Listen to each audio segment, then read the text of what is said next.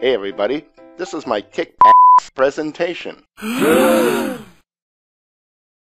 Okay, so who wants to see something just kind of fun and interesting? Okay, let's do something.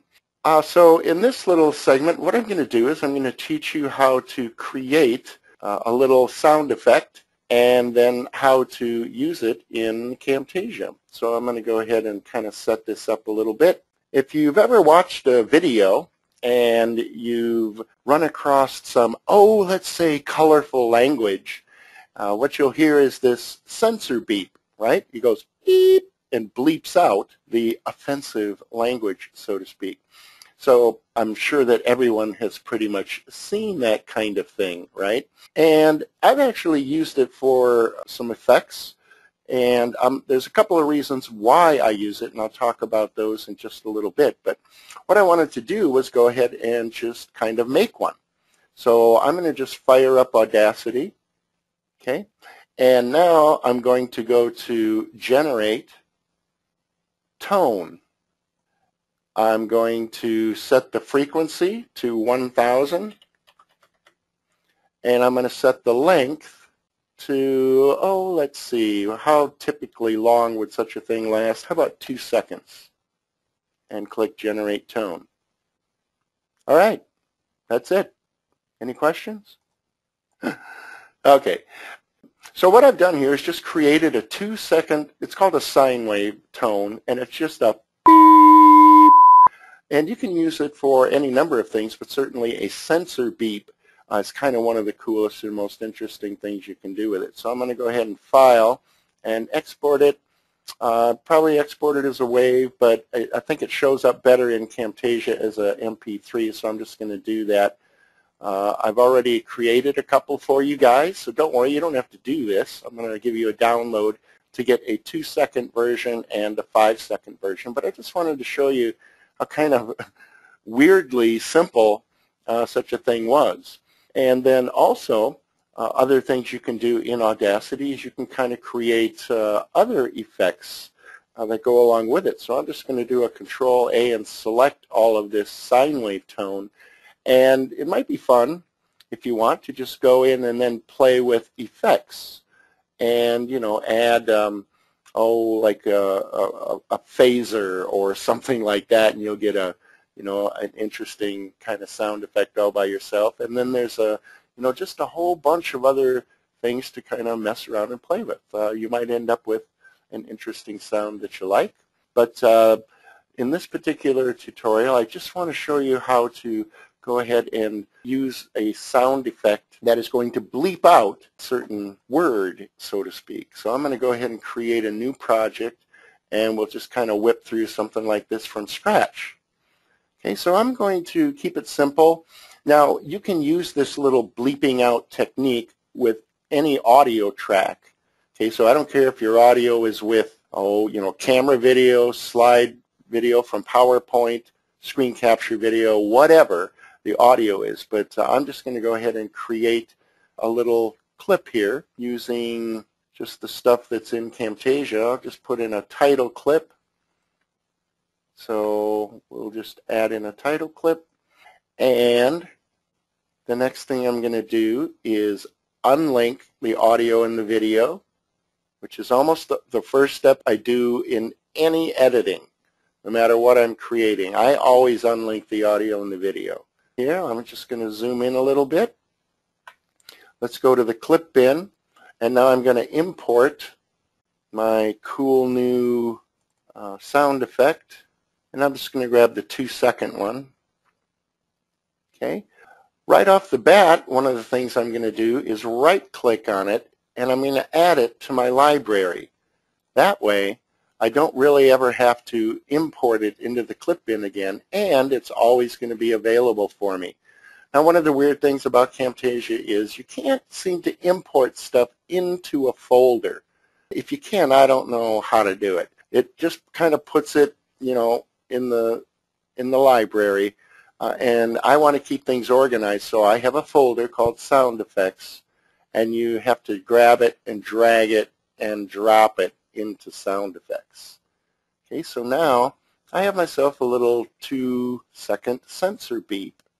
right? So I created a little bit of an audio file. So let's go ahead and get this. And if I were to, I'll go ahead and drop that onto audio 1. And basically it says, hey everybody, this is my kick butt presentation. And you can insert your favorite expletive here, but this is the offensive word right here on the timeline. Okay, so the way that you kind of do this is, I'm going to do it a little more, a couple more steps here just to kind of make it look better. For my title clip, I'll just put in some text. So let's put in a text call out.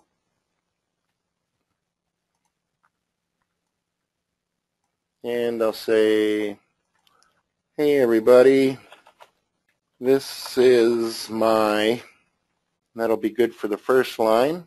Let's change the font. I hate staying normal with Arial, B-R-A-D-Y. I'm going to use one of my favorites, the Brady Bunch Remastered. Set it to white.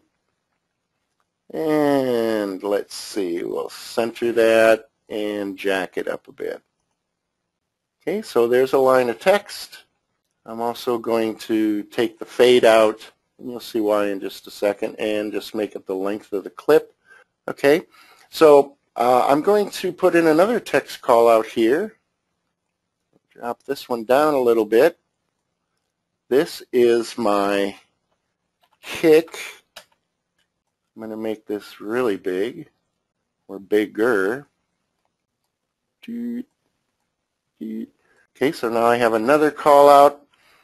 I'm going to take the fade in and fade out off of this. Make it longer.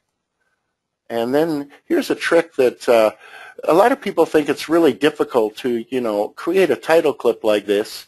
And what you're going to see in a second is I'm going to line everything up with the words, right? So everything comes in according to the narration. But what you do is, so now I kind of have a piece of text here that I want to reuse to kind of build the rest of this phrase. So I'm just going to right-click on this call-out, and I'm going to say copy, and I'm going to move the playhead a little bit, and then I'm going to paste it. Okay, so now here, we'll move this over and just modify it, modify the text. So this is going to be my offensive word. And then I'll just do one more. Just move the playhead a little bit more, paste it again, and then just change the text. Presentation. Make sure it fits, it's big. All right. So if I were to play this from the beginning, what will happen is it comes in, and at this point, all I have to do is kind of trim these call-outs to match the words. So, hey everybody, this is my, this is my kick. There's the kick. So I want this one to come in right here where I say kick, and then right here we need this guy to just pop in. Boom. And then finally, presentation comes in right there. So what's going to happen is, it's going to play, the words are going to start to speak, and then the text is just going to boom, boom, boom, right in with it. It's kind of cool. Pretty simple to do. In fact, it's almost easier to do it this way than to create some slides and things like that. So pretty simple to do when you know this quick copy-paste technique, right? So now comes the juicy part. When I get to right here and all little colorful language, well, I don't really want that to be in my presentation, right? So I'm going to censor it out.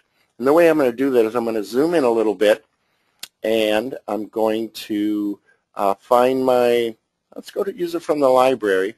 I'm going to put the playhead just after the word starts. I mean, to pull this tactic off, you almost want to get like the first utterances of the word. It kind of lends to the effect, right? We don't necessarily want to remove the whole thing, or, you know, again, the effect just isn't quite as good. So I'm just going to give them a little hint here, and then I'm going to right-click and add to. I usually put my sound effects on audio track 3. That way my narration is always audio 1, any music or background tracks are audio 2. Sound effects I usually put on audio 3. So I placed my playhead where I want it, and now I'm going to drop that in. Okay? And the first thing you'll notice is that, well, that's just way too long. So all we really need to do is just trim it up to cover, okay, to cover up, or to, you know, be about the right length. And now I'll lock audio track 3, and right from here, remember I want to get rid of this part, but I want that first little part. Go to the audio tab and silence that. Remember to lock here, audio track 3, silence. Okay? And what you will want to do also is make sure that the, you know, the very start, see how the beep starts really abruptly? I might want to tweak that over just a little bit so that it comes in nice and clean. And that's pretty much how you do that. It's like I say, to pull the effect off nicely, I usually leave just a little piece of the front end here. Now, this is certainly a technique and an effect that won't suit everyone's style, you know, but here's what I find is that I certainly don't want to offend anybody. And, you know, certainly one of the things I've used it for another project is, you know, if I'm going to use anything that could be even marginally questionable to people. So that's all well and good. But the key to the whole thing is that it is an interesting effect, and it really grabs someone's attention. So it almost doesn't matter whether the word might be offensive to somebody or not. I like to use it just to have that mystery effect or that attention-grabbing effect. And when we do something like that in our video work, it's called a pattern interrupt. So let me kind of explain what that is for those that don't know. A pattern interrupt means that somebody is watching your video, they're watching, you know, and their brain is in a pattern. So that pattern dictates that they're thinking they know what's going on. They're thinking that they know what's going to happen. And so one of the things we like to do is to interrupt that pattern in their brain, and it has just a really awesome effect to really just grab them and bring them back. They'll be like, what was that? What did he say there? And again, it doesn't even matter what the word might be. Sometimes I use it just to get that curiosity factor. Now, certainly you don't want to overuse this effect or anything, but it's really kind of an interesting deal, and it's a classic example of using something called a pattern interrupt. And again, that can basically be defined as just kind of once everybody's lulled into a little sense of, you know, comfort, you kind of jank the rug out from under them and boom, bring them back into your message and your presentation. So I hope that helps. Let me see here. Let me get you guys a link. I think I uploaded this, and I'll copy and paste this into the chat box. You guys can add it to your sound effects libraries if you like, and then use this cool and interesting technique in Camtasia. What do you think? Is it a useful little trick, or am I like smoking dope? Like I say, it's not something I use a lot, but when you decide to pull it out, it's really can add a lot of spice to your videos. So.